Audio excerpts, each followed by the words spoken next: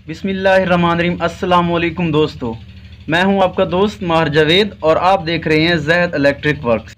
तो दोस्तों, आज की वीडियो में हम आपको बताएंगे कि टेबल फ़ैन के जो ब्लेड हैं वो किस तरह से सीधे किए जा सकते हैं।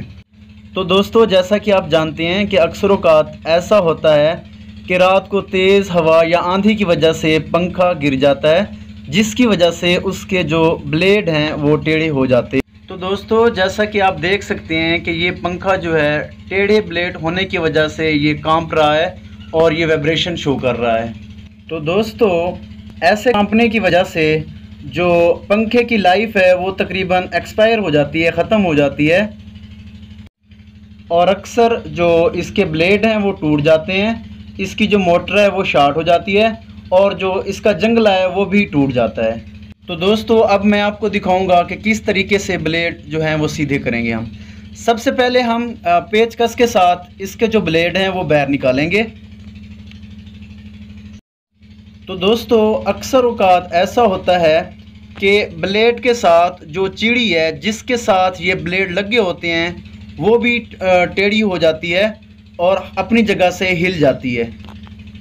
तो दोस्तों, सबसे पहले आपने चीड़ी के तमाम कोनों का फासला तवज्जो से देखना है और देखना है कि ये चारों कोने जो हैं चीड़ी के ये बराबर हैं या आगे पीछे हो चुके हैं। तो दोस्तों, आप इन ब्लेड्स में देख सकते हैं कि एक जो कोना है वो अपनी जगह से हटा हुआ है।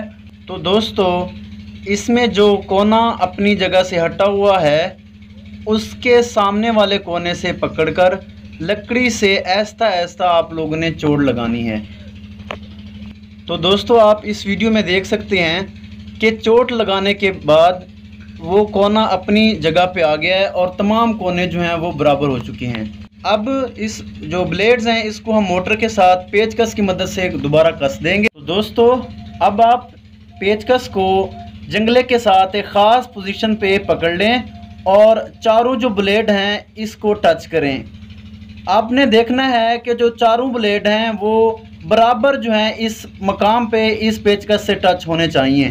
तो जैसा कि आप वीडियो में देख रहे हैं कि पिछले तीनों जो ब्लेड हैं वो इस पेचकस के साथ टच कर रहे थे, लेकिन ये वाला जो ब्लेड है ये पेचकस से टच नहीं कर रहा था, ये थोड़ा सा आगे था।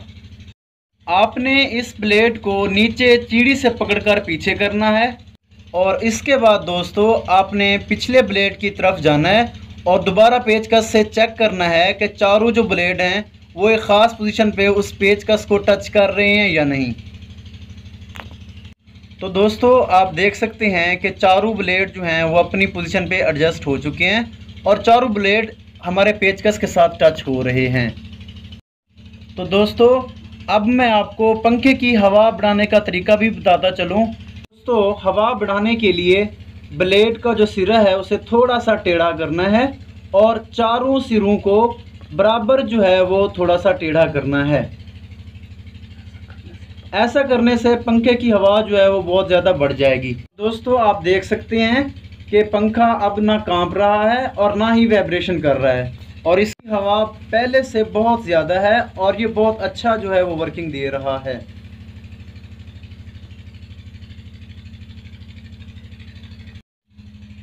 जी दोस्तों, अगर वीडियो को लाइक नहीं किया तो लाइक कर दें और अगर मेरे चैनल को सब्सक्राइब नहीं किया तो सब्सक्राइब कर दें।